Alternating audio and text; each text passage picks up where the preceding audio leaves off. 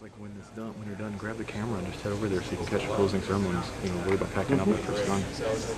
Let me just make this clear again, because we got a guy down here in the front who's saying, boo, boo, use open source, boo. One of your fellow people here at the con stole the power supply to my laptop, which I do use that on, and I can't use my laptop because the battery's dead, and I had to put this together at the last minute so I could still give this lecture. So as I said before... Not BSD? NOT-BSD, yeah. It's not BSD, what is it? Center for Recovery from BSD Abuse. Okay. Yeah, I'm not going to bend over for the entire time. Okay, everyone, first of all, thank you all for coming. If I seem a little not quite who I usually am, it's because I've had 2 hours of sleep for the past 4 days each day. I've been working the con downstairs in the DJ room. And this is my last gig before getting some sleep, some food, and maybe a little bit of sanity in my life. So bear with me. My name's Delchi, also known as the Entropy Technician. What I'm going to be doing is giving a talk here on a theoretical device, and I now have a working model. The device is named the Spider Box, and this has to do with proximity card identification and security systems. Mostly in so much as physical security, but also in data security as well. The first thing I wanted to mention is that this is sort of a large community, all of us people out here. And the first thing I want to say is I did not do this on my own. A lot of other members of the hacker community have helped me with their advice, their ideas, and I want to thank a lot of them. Most specifically, Rhodey, who's been the head of security this week, has been really helpful with me, helping me find some obscure hardware and things to experiment on, because when you experiment with these things, sometimes they go boom. And I've worked my way through a lot of parts to get as far as I have. Also, the CDC, members of the CDC and the Ninja Strike Force also gave some invaluable help, as well as 303. So word to my 303 people out there when you watch this on the net later on. How many people here have had experience with proximity cards before? That's good to see. I want to tell you, the original version of this box, I was going to walk right down the middle of the row here and read your cards and then tell you to pull them out and turn them over, look at the ID numbers on them and read them to you. That's not going to happen. Thanks to the unfavorable market economy, I wasn't able to get the wide reader, but I do have a smaller demo. I'm not going to get too technical about the cards, but I want to give a quick overview of what I'm talking about when I talk about the Spider Box. First of all, what is it?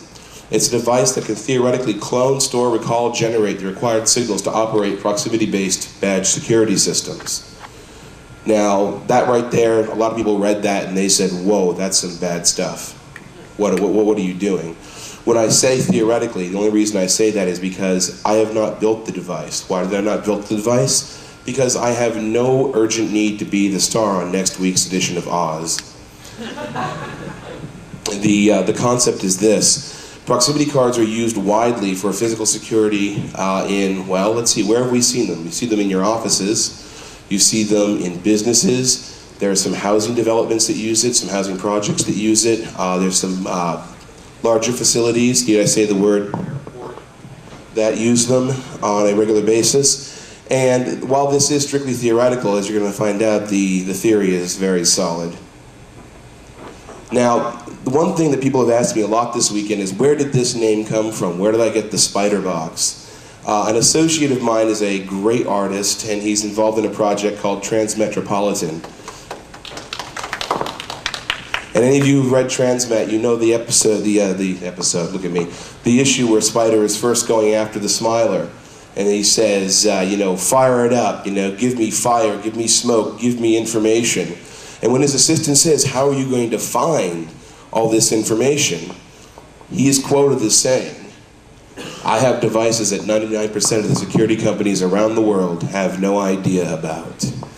And no one has really thought of it this way. I've talked to a lot of people who deal with proximity systems, and no one has ever really sat there and said, now wait a minute, how do you hack this thing? Let me tell you how I came to that conclusion. Our wonderful market economy led to a series of layoffs at one of my former employers. And one day I was sysadmin, and the next day I was sysadmin, programmer for the PBX, security person, and mop boy. Yes, I actually pushed mops as well as bits. It's kind of scary, but true. So I started pulling the system apart and trying to see how it worked, because that's where it comes from. I mean, how many people out here when you were a kid ran around and said, you know, hey, Dad, how's the TV work? Give me a screwdriver. And when you got back from the ER, they said, you know, okay, son, now never do that again. My experience was a little different. I grew up in a very rural community, and the only closest thing to technology we had was the telephone guy. And I used to run behind the telephone guy, rip out all his work, and redo it all over again. So that's where it came from. That is where the name came from. Oh, stop it. Okay, the first thing I want to do is talk about what a proximity card is. A lot of you people, if you have a proximity card on you, pull it out for a second and take a look at it. You'll see it's a very small, thin piece of plastic. Some of you may see two-part ones, where it looks like two pieces that are glued together, and some of you may see a single-piece one, which is some of the newer ones. So there's three basic parts to the proximity card: the transponder, the antenna, and the protective coating. The protective coating is what you're holding on to right now. That coating protects the coil from being damaged. It also means that when you put it through the laundry accidentally, it won't get destroyed. The antenna is actually inside of it. And what I have here is a proximity card that I've dissected, and they will tell you, you cannot do this. And what I'm holding here is proof that, in fact, you can not only dissect a proximity card, you can also run it through a laminator at Kinko's.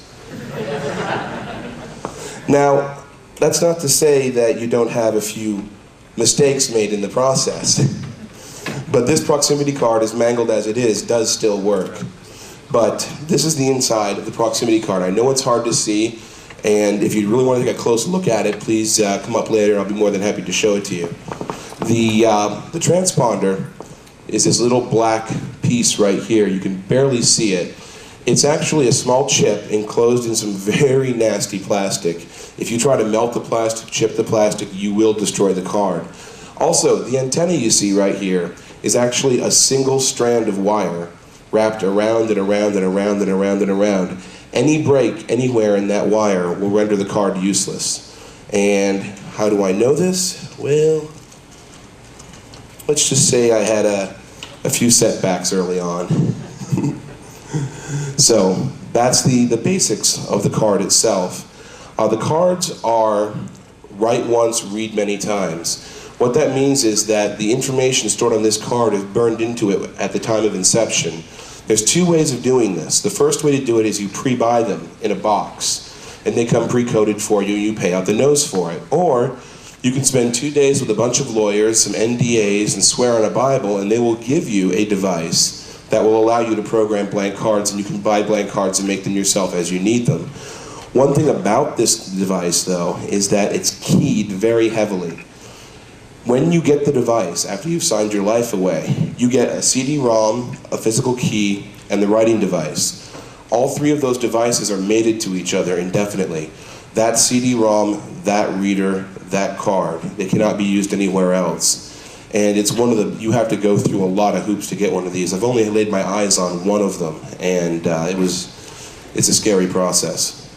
Once the information is burned into here, though, that's it, ad infinitum. And they say that the cards have a life of 100 to 200,000 reads. I've never seen one that's lived that far. They either get destroyed, ripped apart, or what have you. And when you see this card, it looks like it's all fairly simple to go from a card you have in your hand to this.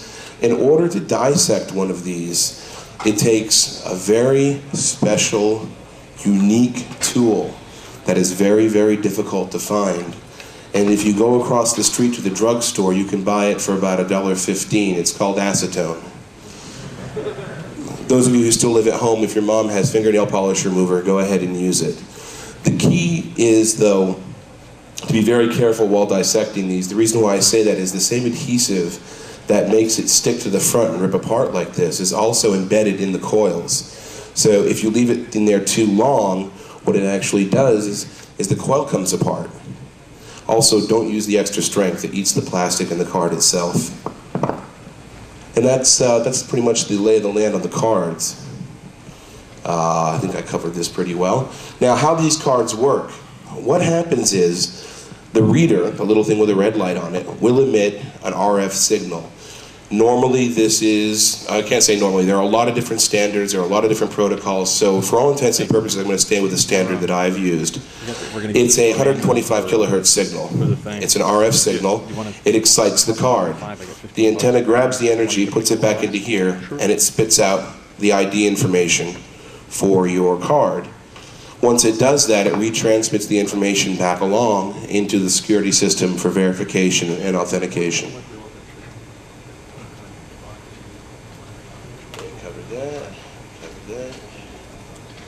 Okay, now a basic proximity system, a security system, not just the card.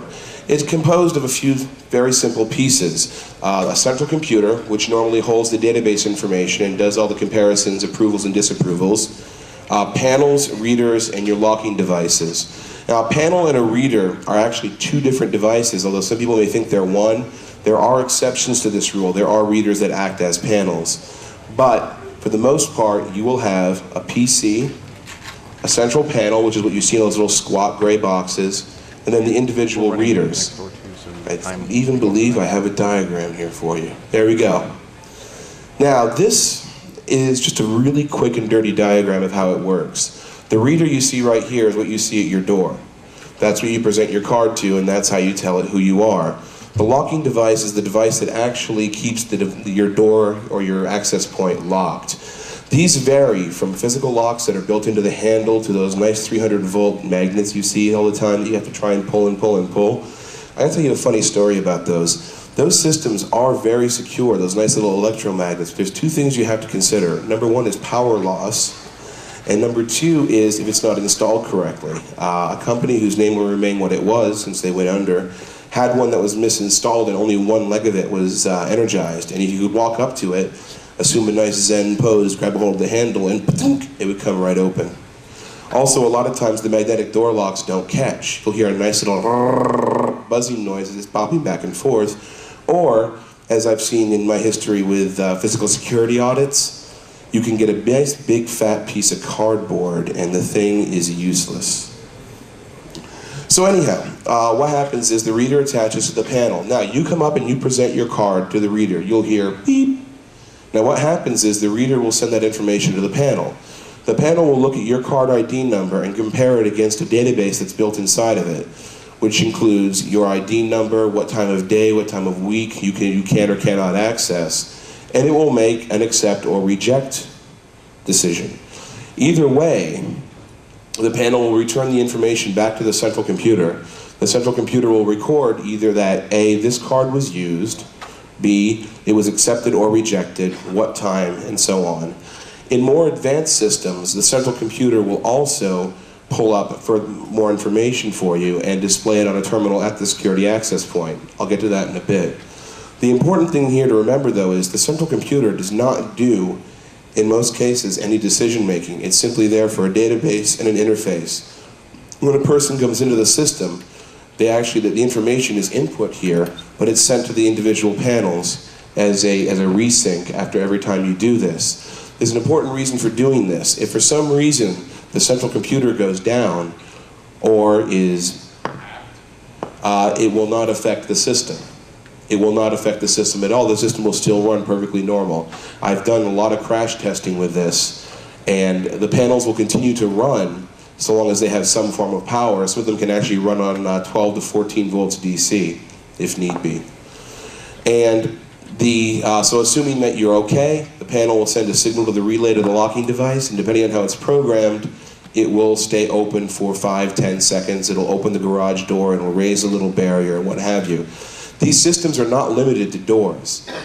They are adaptable, very adaptable, to anything from a garage door, a barrier, a pass-through, any such device.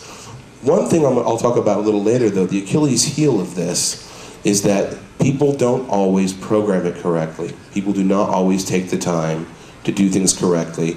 And a lot of times passbacks are not checked, illegal entries are not checked.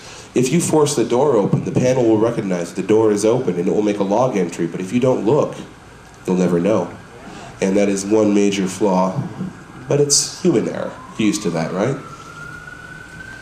So, how do you get into a system? Enrollment. The user is enrolled, Data is entered in the computer, it's sent to the panel, your badge is printed. Sometimes you'll see badges that have dye sub printing on them, similar to this one right here. This one has like a nice little photograph of me on it and a company logo. And take a good look at this. Now, if you were a security guard, you can see, I have the black tape is on here because of the name that's on the card, but that's beside the point.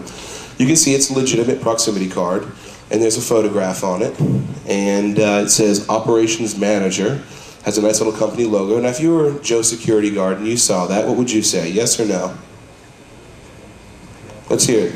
Let's see hands. Yes? Congratulations, you all just lost your jobs. This is 100% fake. This is 10 minutes of Photoshop, a laminator, and a block of high-glossy photograph paper. This also passes for a second ID. When people say, do you have a work ID? Sure. My name is Arthur Philip Delchi, and I'm an operations manager for Dewey, Cheatham, and Howe. And, you know, I've really got to get upstairs because we just had a PGP explosion and there's bits all over the floor, and I've really got to get up there. You know how the boss gets? I mean, my God, look, there's electrons all over the floor. Somebody's got to clean them up. Oh, yep, sir, hey, there you go. Well, that's called social engineering. But don't feel bad, because certain people at a certain security checkpoint were fooled by this equally as well. So you have your badge. And by the way, if you want a legitimate badge, if you want a badge that is not Photoshop, how many of you have $200 to spare? E is for eBay, and that's good enough for you.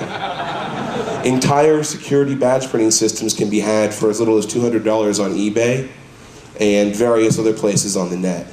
So I think that's a little bit of a security hole. What do you think? Okay. Oh, this is the part that I should... Okay, so in a normal situation, user presents a card, the data is read from the card, it's sent back to the panel, access is granted, transaction is logged. We covered that. So what's wrong with this picture? Why is this a bad thing? Well, first of all, the reader is constantly emitting. What that means is that 125 kilohertz signal is out there in the air all the time. It doesn't care what time of day, night, or in between that signal is out there. It's always ready to read no matter what. Why is this bad? I'll get to that, you'll see. The card will respond to any device emitting the proper frequency. If you come up with the right signal, it doesn't care. You could make a device, and the spider box is such a device, that will emit the appropriate frequency. And there doesn't have to be a card present, because all it knows is, I'm getting a signal, card is present, because nobody believes that anything else could possibly exist. It's a one-way data exchange. What that means is the card emits, the reader reads, end of story. Fixed data. Now, how hard is fixed data to hack? And yes, no encryption. Well, why would there be encryption? Even if you could encrypt it, how good could it be? You could never change the key. Once it's there, so why bother? So what about read-write cards? Read-write cards do exist. They're used in vending machines, laundromats, and photocopy shops, and that's it. Why? Well, they're expensive as hell. Even in the best systems right now that are used in college campuses for money exchange, how it works is the card holds half a key, the reader holds half a key. The reader takes the half of the key from the card, pieces it together with its half of the key, and decides, okay, you're legitimate. And then it sends a signal back to the card, which re-edits the card and increments or decrements your debit or credit on the card. Again, incredibly simple to hack if you have the time and the luxury. So the bottom line becomes money. It's all about money. It is cheaper to make 10,000 simple little cards like this than make 100 cards that are a little more secure, a little more solid, a little less likely to hack. Also, legacy systems, systems that are already in existence, in order to go to read-write, it's a substantial amount of money. Not because it's more expensive, not because it's trickier, but it's what I call the President's Yacht Fund. You have the capacity to charge X, why not charge 2X? Why not charge 3X? Why not charge 4X and get yourself a new Lexus while you're at it? That's a lot of the thinking that goes behind some physical security systems. And it's scary, and in my opinion, it's wrong. And so is this. So what would it take? What would it take to spoof a proximity system? Well, first of all, you've got to emit the appropriate RF signal. Now, how do you figure out the RF signal? How do you know what type you have, what type you do? Well, there's a tool you use to figure out exactly how to figure out the frequency and the encoding on a proximity card. It's a very technologically advanced tool. In fact, it's one of the most advanced tools of its kind right now, and it's right on the cutting edge of its technology. Anybody have an idea what that tool might be? Google. 90% of the proximity card companies publish what they call technical notes on the internet. Included in these technical notes are little things like, yes, well, it takes X many volts, Y many volts, and, well, by the way, the encoding methodology is such, 2 bits of this, 2 bits of that, and, oh, but if you want more information, you're going to need to go to our special site, which is only for our customers and clients, and you need your user ID and password. Well, password is testing, and the user ID is tester. And then you end up with application notes. And these will tell you how to encode and decode the information on or about the system. Also, though, if you happen to misspell the name of the company that makes some of these proximity cards, you get a great website with about 110 recipes for different kinds of martinis.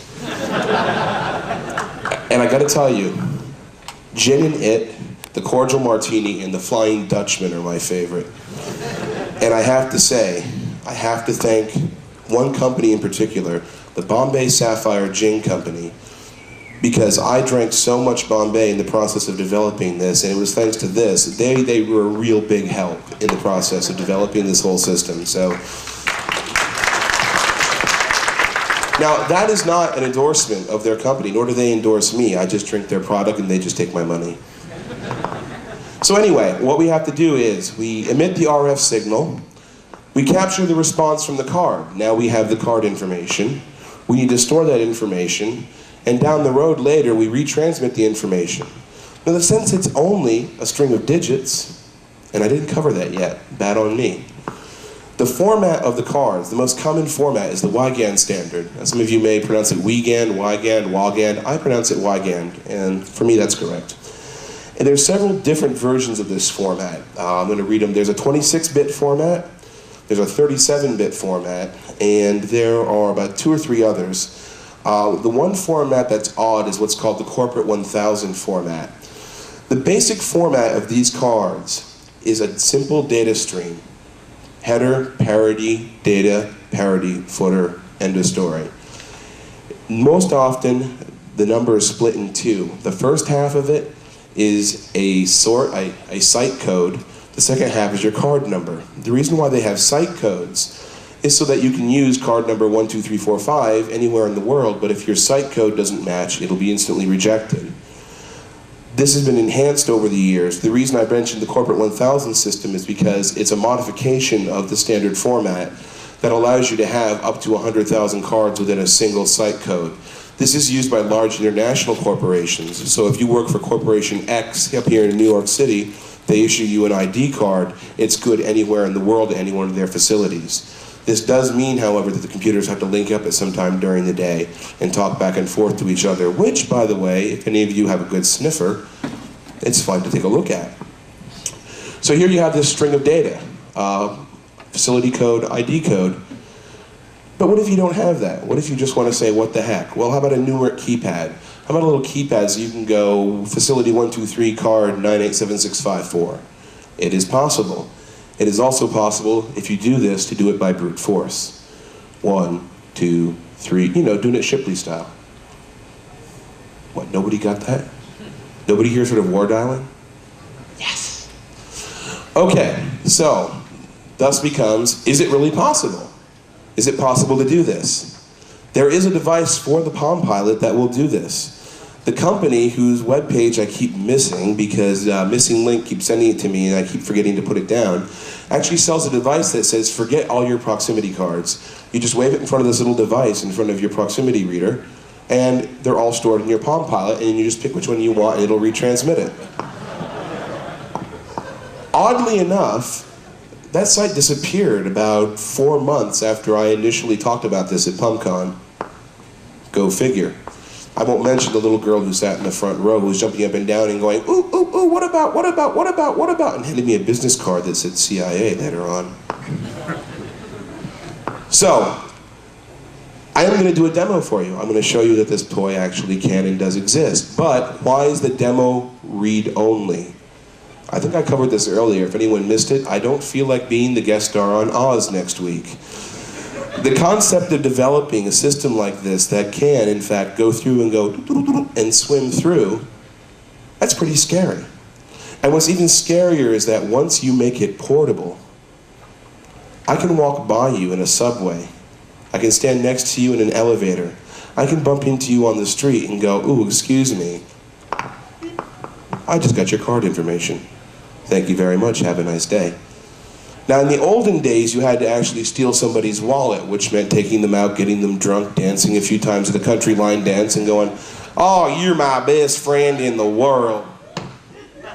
I'll get you a beer, don't worry. And then what you do is you take their card away and then they go, oh damn, I lost my card. And if they're smart, they report it to security. Now how many people of you here have lost your proximity cards before? How long did it take you to report it? 1 day? Over the weekend maybe? 3-day weekend? You never reported it? Dog ate it? I don't know what happened to it. I was walking my dog and all of a sudden it was gone. I'm following him around with a baggie, but I haven't found it yet. It can take up to 2 to 3 days sometimes. The average is before people report these things. There's a security report on that. Now the other part comes in is this. Let's say I physically stole your card, okay?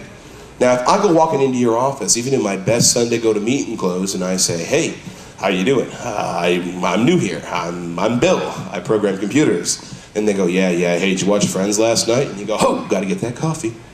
So then you see me walking around with your stolen badge. Now if my stolen badge is just sitting right here, my photo is on it. Maybe it is, maybe it isn't. And a lot of times, how many have photo IDs? How many of these have photos on them? Okay, that's a good start. So what happens if you see me and the photo doesn't match, or I don't happen to be Bill so-and-so? You grab me by the neck and you throw me outside. That's why you dissect the card. How many people here would consider this to be an odd device if I had this in my pocket, in my briefcase, what have you? It's a simple, cheap pocket calculator. To be honest with you, I got this in a kit at Kmart for $19.95. Fake leather bag, fake Mont Blanc pen and calculator. Well, here's the kicker. Open it up and there's a proximity card inside of it.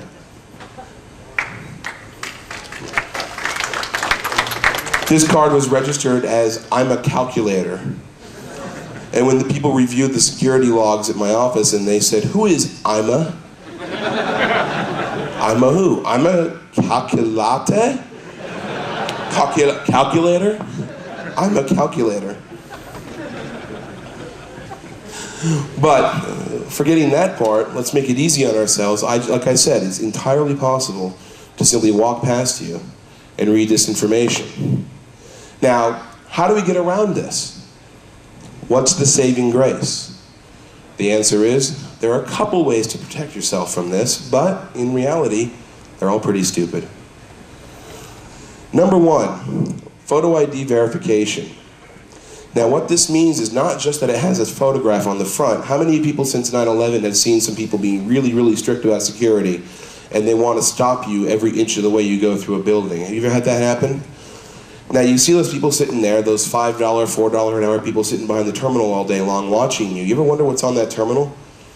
Most of these systems have the capacity to store a photograph in the database along with your card information. You swipe that card and the guard just looks down. You think he's reading WWF Weekly, and he's actually looking at a computer terminal that pulls up your photograph. If that photograph doesn't match who you are, he pushes the big red button and the guys with shotguns come running. Who knows the line that movie is from? It was playing this morning when I woke up, so I felt good about that. Due diligence. Due diligence is the next thing, and probably one of the biggest holes you will find in this. People do not practice due diligence with their security systems. I've gone into places to do audits and found employees that are no longer there, still in the system. Oh, well, he's been terminated. Maybe we turned his card off. I'm not really sure. Meanwhile, that guy's sitting at home going, okay, I want to take this guy's laptop, I want this guy's Palm Pilot, I'm going to pull this information out. And he opens another Budweiser and goes back to thinking about work. But due diligence is the big loop. How many of you out here are actually in charge of or work in physical security? How often do you read your logs? No, your physical access logs. All right. How many times have you seen it? Oh, door left open. Door opened without read. Exactly. And it's funny how people don't even think to look at that. They don't review their logs. They see a door malfunction and they maybe write it up in a security log, maybe. Maybe somebody looks at it down the line. Due diligence is probably one of the best tools you have against this kind of physical access hacking. And almost no one uses it. And as far as protecting yourself from being read, yeah, there's a way of doing it. How many people have an Easy Pass? You have that little baggie that came with the Easy Pass, so in case you don't want to use the Easy Pass, you put it in the little baggie. It's a little miniature Faraday cage. And that will stop it. Now, how many people want to do that to keep yourself safe from your proximity card being read? Well, there's a few people who are good, hardcore security people. Most people want the proximity card because of its convenience. They go, oh damn, I gotta take this out of my wallet, take it out of this little baggie, coffee, watch TV last night. People don't want that. They want dum dum dum, hey Phil, dum dum dum, and off they go. That's what they want. That's the same mistake they make in physical access systems. Have you ever seen a physical access system that has a card reader on one side, and on the other side you see nothing but a sensor? And you walk up there and you hear beep, and you open the door again. You know what's wrong with that? Take a good close look at the door. I'll bet you'll find about a 1/2-inch gap. That's not 8 inches, that's a 1/2-inch gap in the door. Go down to the closet, get a coat hanger and a piece of 8.5 by 11. Straighten out the coat hanger, pierce the paper in 2 places, set it through there, turn it a few degrees and wait for the beep and then walk in and have a nice day. To date, I have surprised 18 executives with that trick. Oh, we'll be fine in our physical security audit. And they come down to their nice leather office and there I am with my feet up in the chair, Coke in my hand going, hi guys. They call that unprofessional. I don't highly recommend it. That's all I have for that part of it. But for right now, I'm sure you're going to give me a little more grief over this, and you're welcome to. How about I show you what I'm talking about? Let's go over here. Another super secret program that we need.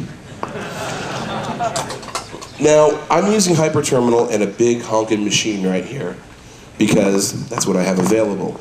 In reality, however, set the secret code 9600-8N1. Write that down, it'll be a test later. You could use a Palm Pilot, a laptop, any device that happens to spew out RS-232. So, now comes the tricky part. I'm gonna actually turn this thing on and show it to you. This is gonna require something really, really sneaky though. I need someone with some good experience at being someone who's like your average person, but not too technically up there. How about a celebrity? Do we have any celebrities in the house? I think I see a celebrity in the house. Does he feel like being a guinea pig? Okay, do we have anybody from the NSF? Oh, it's okay, I won't bust you. Who here is wearing a Ninja Strike Force t-shirt? Someone in here's got to be wearing a CDC Ninja Strike Force t-shirt. I saw 2 of you. Now see, that just goes to show you something. Not only is the Ninja Strike Force invisible, but they're very well disciplined. Okay, anybody, who wants to be a volunteer here? Oh, someone different. You there. Step on up. I'm gonna put this mic up here and I'll walk around to the front.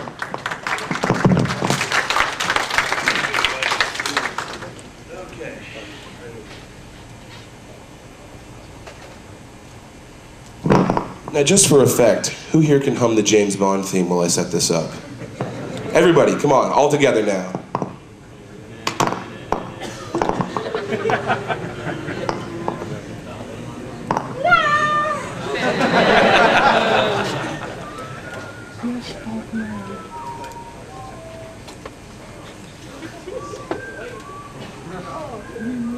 Hey, that's Jeff.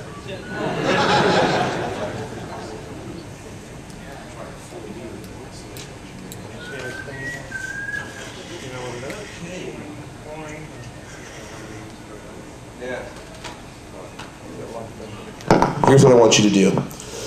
Rub your eyes a little bit, pretend you just woke up in the morning. Oh God, I gotta go to work, gotta go to work. Well, let me grab my proximity card. Let me put that in my back pocket.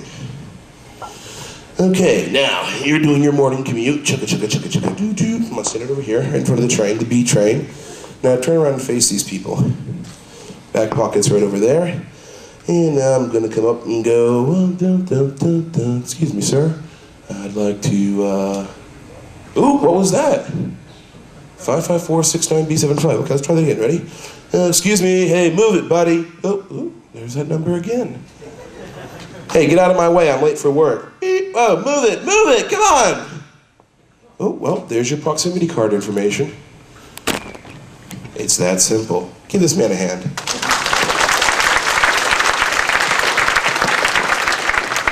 Give me info. We can try that one. The thing is, this is a really cheap reader, and it will not do Wygand standard. And this is a phone card. Let's see. Yeah, this one is locked down to read only Wygand format from a particular company that I bought it from because it was cheap. If I had had a couple $100 more, it would have been a lot easier to make one that could read from 2, 3, 4, 10 feet. But just to prove it's not a trick card, okay. Let's just see if I have a spare card. The different number. And you can barely even hear the beep, but it's there. Now, all we have to do is develop a device, which already exists, that has a little bit stronger, little bigger field. Now, how hard is that? It's about $450 worth of hard. And you think that this is some great, amazing thing. You've seen what happened. I can walk right past someone, read the card right out of his pocket. But who can do this? The transmit side? Get to that in a second. Who can do this? How hard is it to do this? You have to be an uber elite, 2,600 reading, I know the movie hackers back and forth. I live with someone who looks just like Angelina, so that part doesn't count, trust me. Actually, anybody with $285 total can go out and buy a modifiable reader, a coil, and a good old-fashioned, out of the back of the pickup truck, 12-volt lantern battery. At 12 volts, I can get 6 inches. At 48 volts, I can get a little bit more. Anybody can do this. Not always. It depends on the standards. But that's all I have. That is the show. That is the proof of concept. It is not a big leap from here to a device that can store this information, retransmit it, swap it, share it, not unlike credit cards. And at that point, I want to take a few questions. I just want to get back up here with a microphone and all, drum up some good questions. I'll be right back.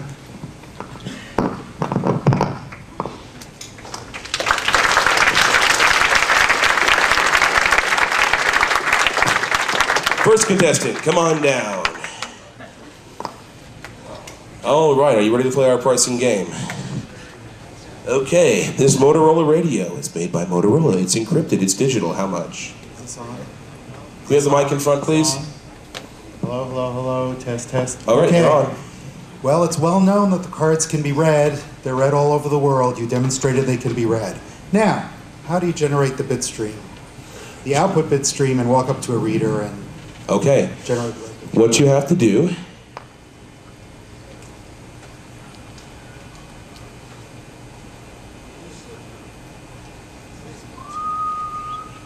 you go to the website and you find the protocol breakdown. Once you have the protocol breakdown, You know the format for the code. You know how the parity works. You know which bit to flop, which should be flipped. And then the other side of the web page, they will show you the frequency shift, how to send the data stream, at what rates, and how often. I do not have that information to give away for two reasons. I'm not giving that information away to anyone because, again, Oz, you know, all that good stuff. Also, it's freely available. It's freely available. You shake your head, you say no. But let me ask you a question. Who uses That's these just things? stuff from the HID website, right? Actually, it's from the technical support section of another company that uses HID. It's not from the HID website itself. You say no. I mean, you can laugh and say, oh, you're not going to jail. But you know who uses these proximity cards the most in this city? A little company you may have heard of. Now, if it got out that this system can be cracked, can be broken, can be exploited, don't you think they'd pitch a fit? It's well known that it can be exploited. That's why some people still use Max Stripe cards. Exactly. Because Prox cards have had these vulnerabilities for years, and it's well known. There are other technologies, like, for example, Prox smart cards with challenge response, or with, Right. you know, That's My Fair something. Prox cards were demoed at RSA 2 Right. years ago. They're commercially available now. There are people who are using those who really care about this sort of thing. I agree. A physical access card, a physical contact card, whether it be an iButton or some other kind of physical medium. Smart cards, absolutely. But you know what? They're expensive. And a lot of mom and pop kettle places are not going to pay for them.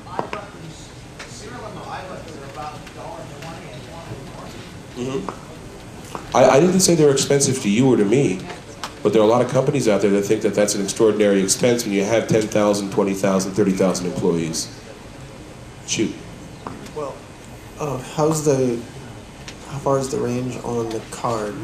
Like, you Okay. can make that transmit 20 feet, but the card... It depends on the reader. The more powerful the reader, the more powerful the field it emits, the more likely, the longer distance it'll work. Units exist that can go up, I've seen that go to 10 to 15 feet.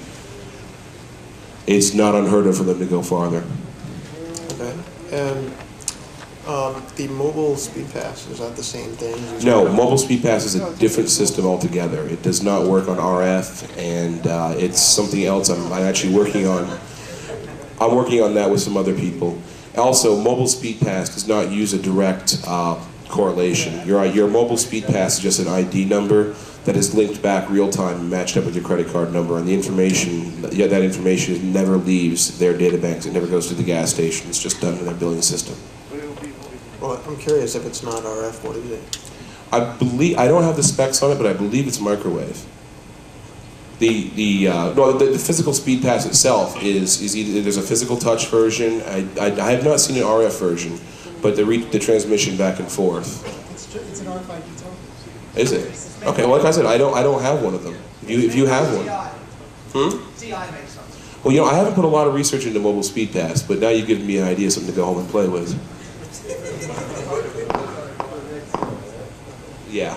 I'm actually more familiar with contact smart cards, but Okay. I don't think that the right word for this is cloning the proximity cards, because you're just considering one application here. You're just considering access control. You could use this for holding it up to a terminal, where they have and read write to the card. That's a read-write card. When I say cloning, what I'm talking about is taking the information off of a card, putting it into another device, and then using it again. Yeah. That's generally considered cloning, whether you do it with a K card or with a Prox card or with any other device, or with a CD, what have you. You're taking the data from one source and you're duplicating it in another place, and it's an exact replica. That's cloning. Okay. Because could you store other, how much memory is on these cards? Very little, usually no more than the 26-bit needed. 26-bit. Yeah. There are cards that store more. There are cards that have other information in them. That's not the cards that I've worked with. Because are there directory structures on these cards? No, it's simply a data stream. It's just a RF transmitted data stream. That's it. What he said. With the reader, the portable reader that you created, how far away can you be and still pick it up? Okay, as I said, that is a variant to the reader. Different readers have different areas of influence. That reader there only goes a couple of inches. There are readers that can go up to a number of feet. It's based on the reader and how much power you feed into it. So are any of these companies actually planning on making the more secure model, like with a key and absolutely. stuff? There are more secure models. No, I'm saying with the RF, I'm just curious if are you aware of another RF device like this card that will have a key on it? Yes, there are two-way exchange cards that exist. Like I said, they're used mostly in vending machines and photocopier places. Okay, so the two-way card has a the key on it? The two-way card does exist. Is it used for security purposes? Very rarely, if ever. It has a key on it? It has, yeah, it'll have a key on it. Yeah. Like I said, the example I gave earlier was the vending machine system, where the card holds one half the key, the reader holds the other half of the key, and the reader puts the two halves together and determines if it's legitimate or not. But you could still grab that data and then send that half of the key. Absolutely. Okay, so that isn't actually like a key-based system. No, if you're thinking about key like a random seed key or something like that, yeah, I have not seen that yet outside of smart cards. Okay. Outside of smart cards, I've not seen that. That doesn't mean it doesn't exist. Do you know anything about EasyPass or any of the toll payment systems? No, okay, the toll payment system is a whole other ball game. I've only had my hands on one of those devices, and I blew it up. So if anyone has one they want to donate, those though I do know, those I have heard, and this is all secondhand information, so feel free to call me out on this too, but I do believe EasyPass does work in the microwave range. And that also explains those big honking devices that are up over the top that you drive under, but that I do not have a certainty on that. You don't know if the cards are passive or they're not? As far as I understand, the EasyPass is a passive device. It takes energy, turns it into itself, and retransmits back. I'm not personally familiar with any of the challenge response type devices, and I don't know whether they have any kind of rate limiting so far as feeding them challenges, but I imagine that they're vulnerable to the same kind of thing in that the challenge is unauthenticated and could be from anywhere, and that theoretically if you could bump into somebody for long enough or be in proximity long enough, you could potentially issue every possible challenge and receive all of those replies. Oh yeah, that's at the reader, not a person. Yeah, if I walk to your office and there's a reader sitting there, I can go to the little potted plant next to you and put this little device down there and transmit one a day, but the thing is, how would I know it was successful? I mean, yeah, it is possible to brute force it, but it'd be pretty obvious. Also, this is where due diligence comes in. Well, it's not really brute force so much as building a dictionary. Right. Well, a dictionary attack, brute force attack, not too... We're not brute force. I mean, you never know which challenge is going to be issued by the actual reader, so you issue every possible challenge, and then when you encounter the actual reader and you receive the challenge, you look up that challenge and you already know the correct response. Right, and that's where due diligence comes in. If someone sees 8,000 attempts that failed and one that succeeded, that means somebody's up to something.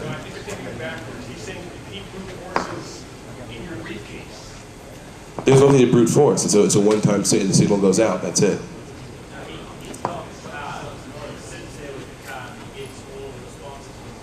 Okay, well that doesn't exist.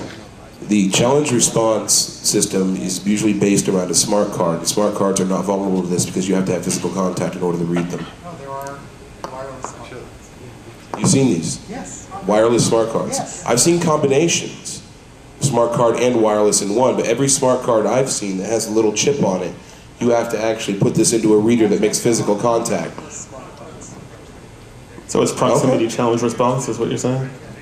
And do you know if there's any kind of... Usually the challenge is enough bits that doing this kind of brute force attack button can take a very long time. Do you know if there's any kind of rate limiting inherent in the card? Well, you see, and just goes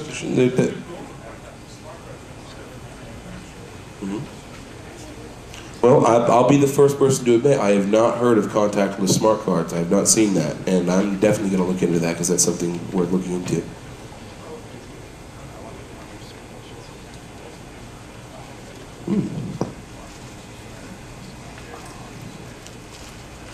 But these are smart cards, and it's not the same coil-based system.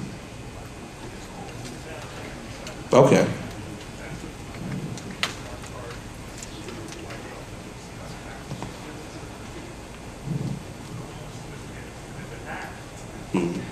Not by me.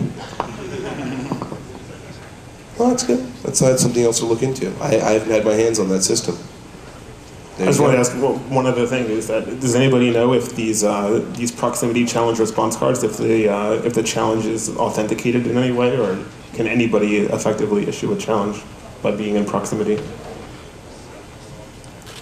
Nobody knows. No, not me.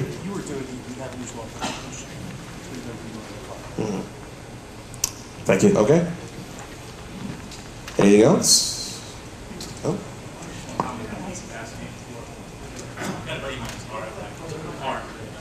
Yeah, you use the mic. All right, I have a friend of mine who took apart the transmitter in there, and it is in fact a transmitter. He took it with a frequency counter, and it does transmit. It won't read that one. I'm pretty sure it won't. Yeah, it's not a passive device at all. Yeah. Sorry? Yeah, we're talking about these guys. It's not a passive device at all. It does transmit. Okay. Well, I do believe I said I don't know about it, and all I know is what I've heard secondhand. So there you go.